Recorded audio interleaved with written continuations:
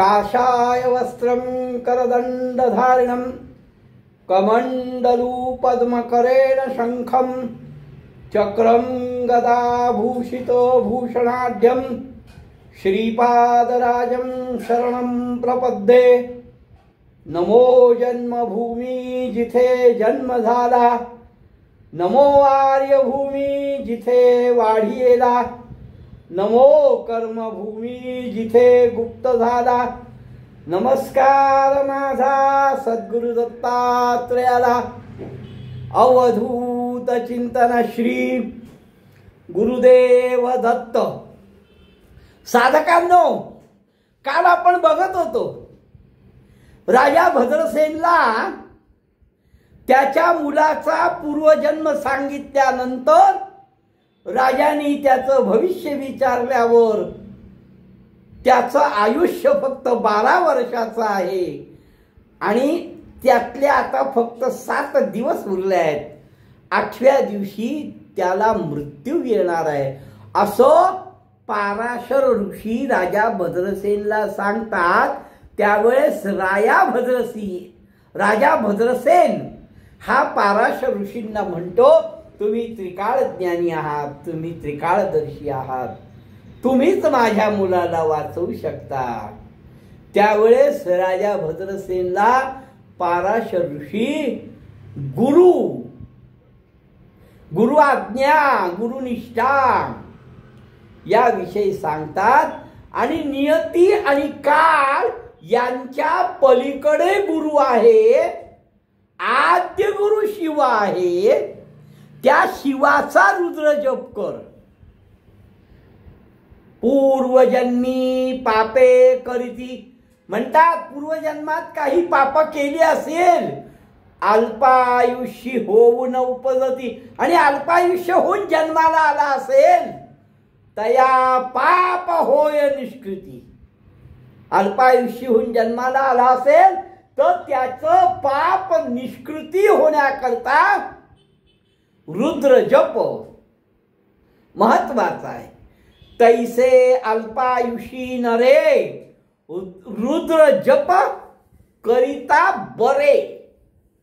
आता हे राजाला खऱ्या अर्थाने त्याच्या मुलाबद्दल सांगता येतं पाराशर, की जरी तो अल्पायुष्य म्हणून जन्माला आला असता तरी त्याला रुद्र जप हा सर्वात चांगला आहे। त्याची सगळी पाप जातील आणि दीर्घायुष्य होय तो देखा। तो अल्पायुष्य असला तरी रुद्रजप केल्याने त्याची सगळी पाप नाहीशी होतील आणि तो दीर्घायुष्य होईल असं पाराशर ऋषी राजा भद्रसेनला सांगतायत। कारण राजा भद्रसेनचा मुलगा 7 दिवसानंतर जाणार आहे। तेजो वर्चस्व बल धृती आयु आरोग्य ऐश्वर्य ज्ञान संपत्ती। बघा रुद्र जपानी काय काय मिळतं। तेज, बल, आयु, आरोग्य, ऐश्वर्य। रुद्र जपे वर्धती वाढतं, हे सगळं वाढतं। ऐक यमा एक चित्ते, हे ब्रह्मदेवाला यमाला ब्रह्मदेव सांगतात। राजा भद्रसेनला पाराशर ऋषी सांगतायत, सिद्ध नामधारकाला सांगतोय। रुद्र जप मंत्रेसी स्नान करिता ईश्वरासी। रुद्र जपाच्या मंत्रानी शिवाला स्नान घातलो। ईश्वर म्हणजे शिव, म्हणजे शिवाला रुद्र जपाचा अभिषेक केला। आपण अभिषेक म्हणू, अभिषेक केला आणि ते भक्तियुक्त अंतःकरणाने ते उदक आपल्या अंगावर शिंपडलं। रुद्र जप मंत्रेसी स्नान करविती ईश्वरासी।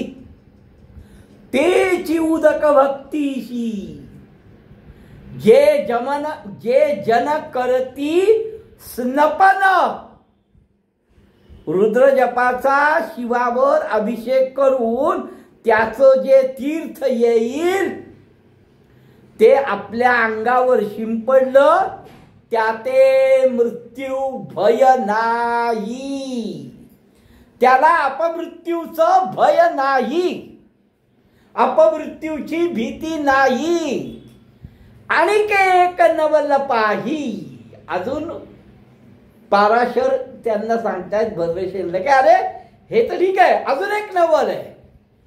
रुद्र जपे पुण्य देही, रुद्र जपानी पुण्य स्थिर जीव पुण्य असे, त्याचं पुण्य हे स्थिर जीवाचं पुण्य आहे. रुद्र जपाला काय महत्व आहे? शिव हा आद्य गुरु आहे. अतिरुद्र जपनी उदकासी, स्नान केलिया वरांसी, भीत से मृत्यू त्यासी, तेही तरती भवानी. अतिरुद्राचा जप करून स्नान केलं असता मृत्यू घाबरतो. आता एक आवर्तन 11 आवर्तन म्हणजे एक एकादशनी, 11 एकादशण्या म्हणजे एक लघरुद्र, 11 लघरुद्र म्हणजे एक महारुद्र आणि 11 महारुद्र म्हणजे एक अतिरुद्र. अतिरुद्र करोनी म्हणजे 11 महारुद्र करायचे आहेत, म्हणजे 121 लघुरुद्र करायचे आहेत.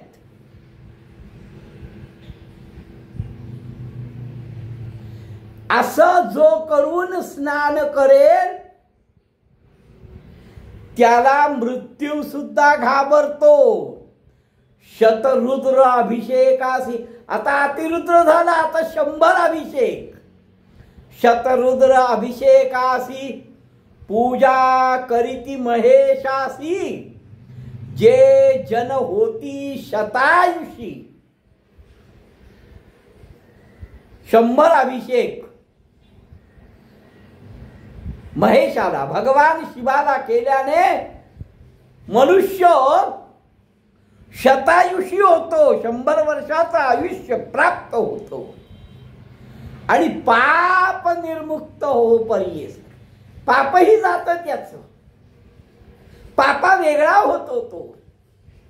ऐसे जाणूनी मानसी, सांगे आपले दुतासी.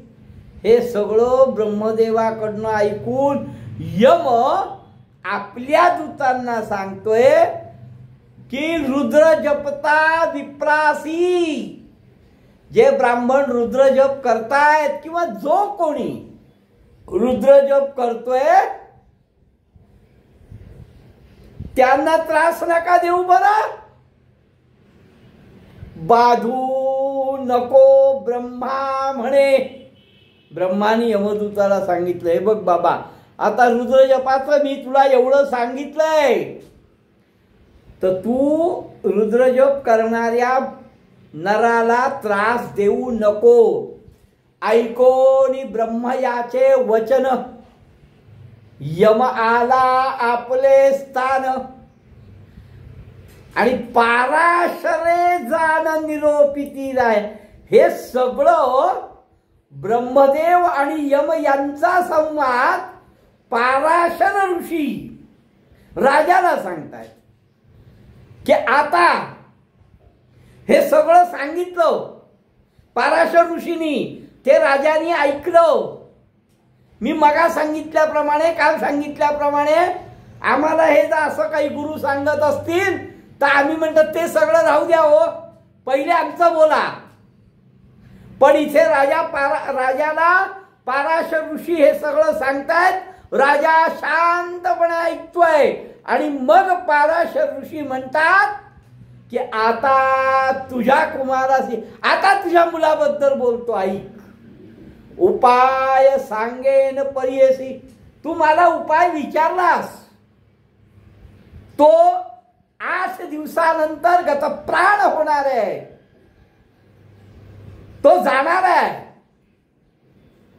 आणि तू मला उपाय विचारलायस. दशसहस्र रुद्रेशी 10,000 रुद्राचे अभिषेक स्नपन करी शिवासी. शिवाला 10,000 रुद्रांचा अभिषेक कर.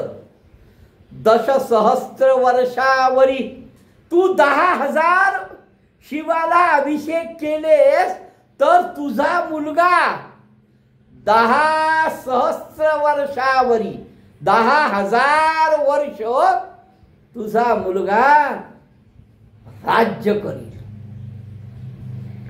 हा काश्मीर देशाचा राजा भद्रसेन आहे आणि त्याचा मुलगा सुधर्म त्याच्याविषयी चाललाय. तो अल्पायुष्य आहे, पाराशरांनी सांगितलंय आणि पाराशरच त्याला हा उपाय सांगतायत राजाला की 10,000 रुद्रांचा अभिषेक शिवाला कर, त्यांनी तुझा मुलगा 10,000 वर्ष राज्य करील. ते सुद्धा कसं? इंद्रा समर धुरंधरी, इंद्रासारखं राज्य करील रे. कीर्तिवंत अपार, इंद्रासारखं राज्य करील, कीर्तिवंत असा होईल. त्याचे राजश्रियेसी अपाय नसे निश्चयसी. अकंटक संतोषी, अकंटक असा संतोषी, समाधानी, सुखी असा तो तुझा मुलगा राज्य करील. गुरुवाक्य आहे. मग आता काय करायचं? 10,000 रुद्रांचा अभिषेक करायचा शिवाला. मग असं कर, बोलवावे शतविप्रांसी, 100 ब्राह्मणांना बोलव बाबा. बर कुठले? बोलवावे शतविप्रांसी,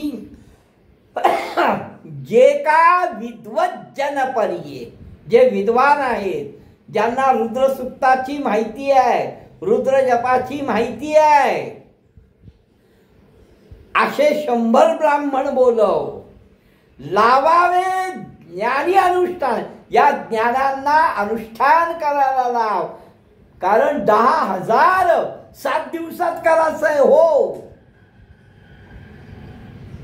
कारण 8व्या दिवशी तो मुलगा जाणार आहे म्हणे, त्यामुळे त्याच्या आत करायचं आहे. मग 100 ब्राह्मण बोलव, विद्वान ब्राह्मण बोलव आणि त्यांना अनुष्ठानाला बसव. लावावे ज्ञानी अनुष्ठानासी तात्काळ तुवा रुद्राध्याय. तात्काळ, आता वेळ नको लावूस, ताबडतोब कर. ऐशा विप्रा करी देखा, अशा त्या ब्राह्मणांकडनं शिवावर अभिषेक कर. निश्चित तुझ्या मुलाचं आयुष्य वाढेल, सध्या श्रेय होईल. निश्चित तुझ्या मुलाचं आयुष्य वाढणार, काळजी करू नको. येणे परिरायासी, असं रायाला, त्या राजाला, भद्रसेन राजाला पाराशर ऋषींनी सांगितलं. राजाने ऐकलं, उपाय कळला, आनंद झाला.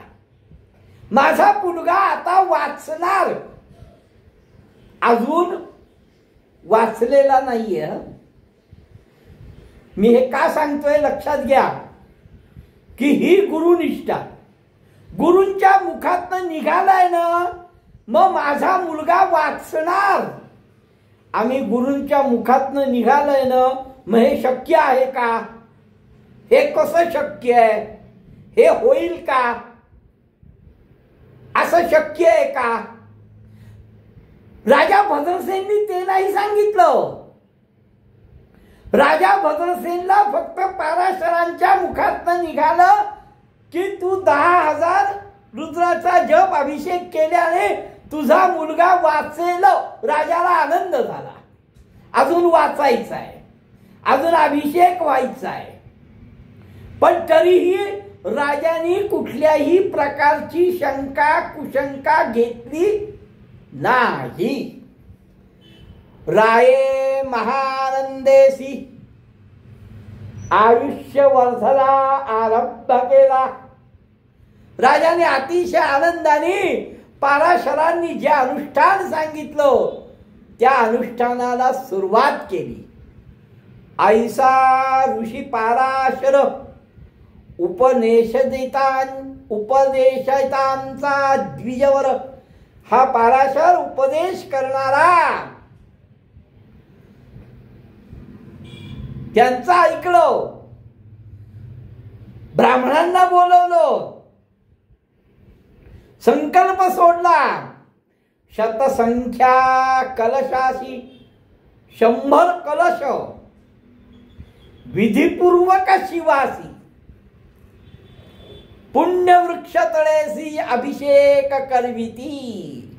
पुण्याच्या अपार वृक्षाखाली 100 कलशांनी 100 ब्राह्मणांनी मिळून शिवाला अभिषेक सुरू झाला. 10,000 अभिषेक करायचा आहे. दशसहस्र अभिषेकास सुरू झाला. त्याच्या जळे पुत्राशी आणि रोज जसा जसा अभिषेक होईल ते जे जे तीर्थ होईल त्यांनी मुलाला स्नान घालत होते. त्याच्या जळे पुत्रासी स्नान करीती प्रति दिवशी. रोज जितकं होईल तितकं झालं की मग त्या मुलाला त्या जलाने अभिषेक, त्याला स्नान घालायचं. 7 दिवस 7 दिन येणे विधीसी. 7 दिवस सलग हे अनुष्ठान चालू आहे. 100 कलशांनी शिवाला अभिषेक करावा. ते जे जल असेल त्यांनी त्या मुलाला स्नान घालावं. आराधिला ईश्वर, ईश्वराची आराधना केली. अवधी झाली दिवस 7 झाले. 7 दिवस संपले. आता पाराशरांनी 8व्या दिवशी हा जाईल असं सांगितलेलं आहे आणि तो जाऊ नये म्हणून पाराशरांचं ऐकून त्यांनी रुद्राभिषेक सुरू केलेले आहेत. अवधी झाली दिवस 7. 7 दिवस परिपूर्ण झाले आणि मुलाला त्रास व्हायला सुरुवात झाली. बाळ पडला निचेष्टित. मुलगा अतिशय शांत पडला. पाराशर येऊन त्वरित राजाने सांगितलं, आपण हे केलं, बघा मुलगा कसा पडलाय, काय झालंय. पाराशर ताबडतोब आले. अनुष्ठान चालू आहे. 7 दिवस झाले आहेत. मुलगा गपचूप पडला. राजा घाबरला. पण विश्वास होता गुरूंवर, गुरुवाक्यावर, गुरुनिष्ठेवर. तो पाराशरांना म्हटलं, बघा काय झालंय. पाराशर धावत आले. अभिषेकाचं जे जल होत ते त्याच्या अंगावर शिंपडलं.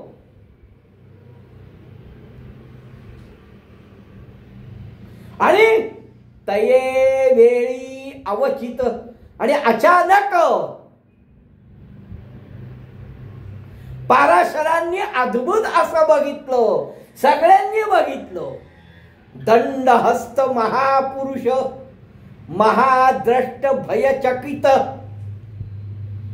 अतिशय महाद्रष्ट असे भयचकित करणारे आले होते.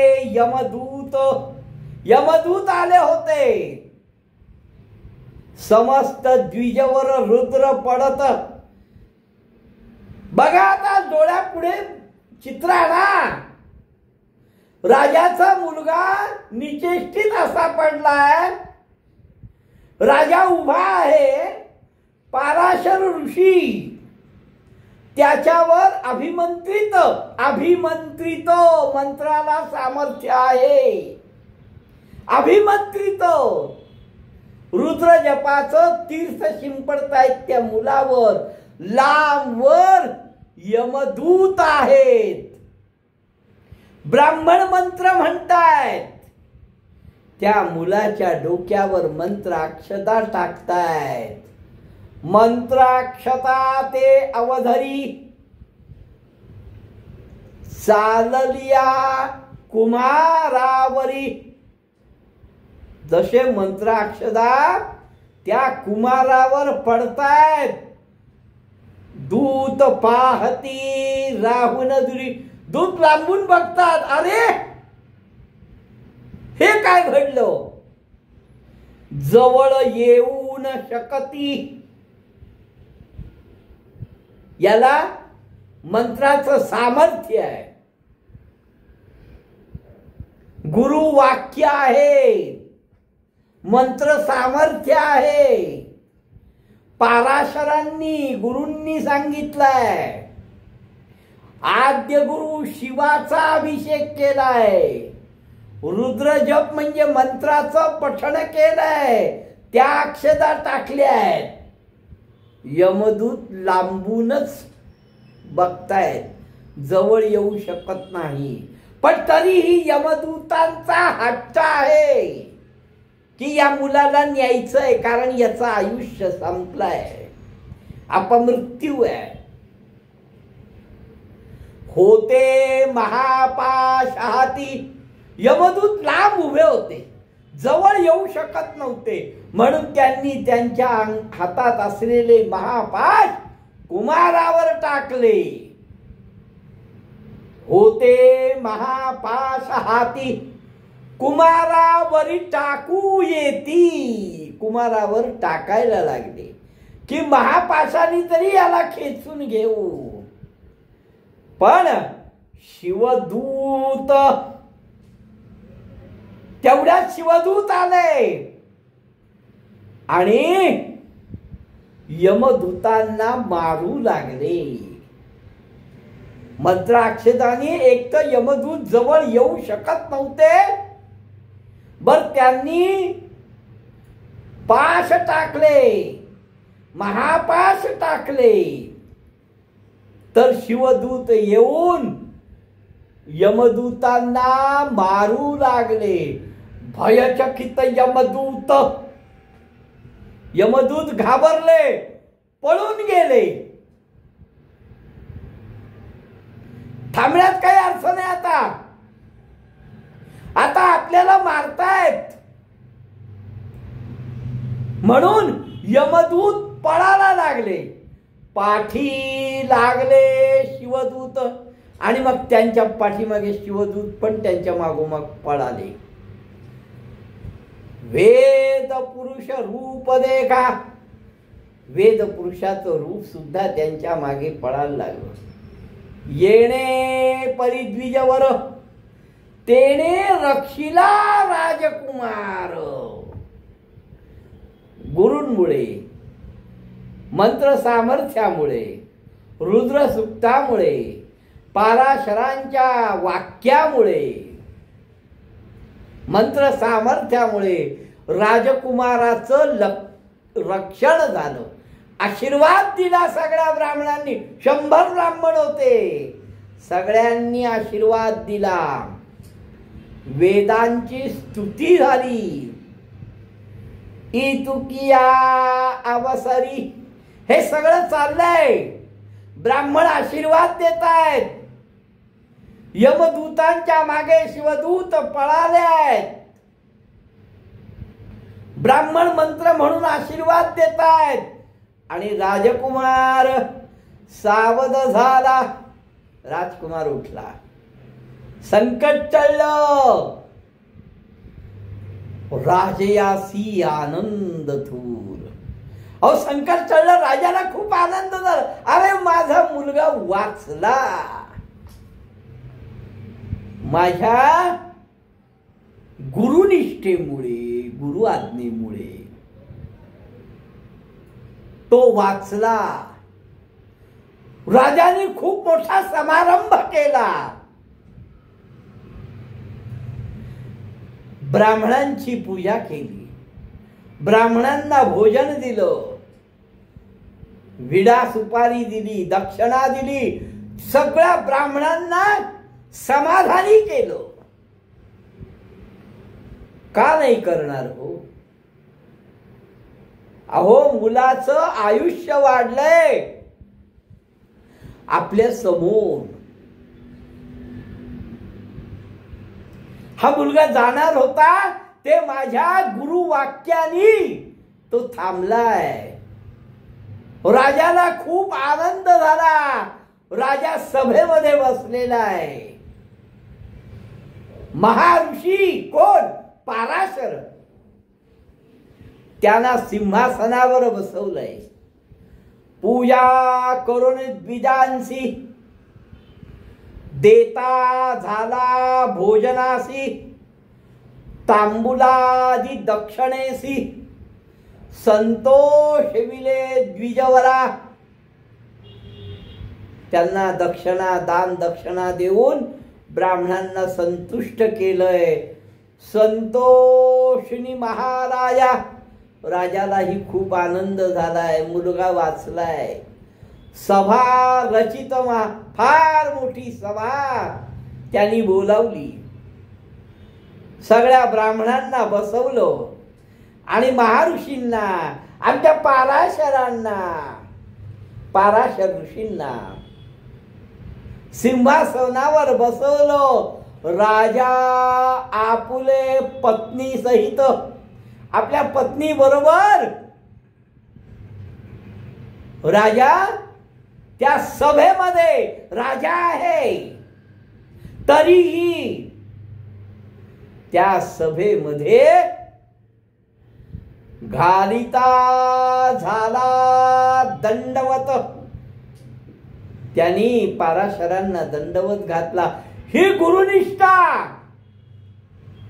अहंकार नाहीये, गर्व नाहीये, लोभ नाहीये, मोह नाहीये. या गुरूंमुळे आपल्याला संरक्षण मिळालंय. या गुरूंमुळे आपला मुलगा वाचलाय. या गुरूंमुळे त्याचं आयुष्य वाढलंय.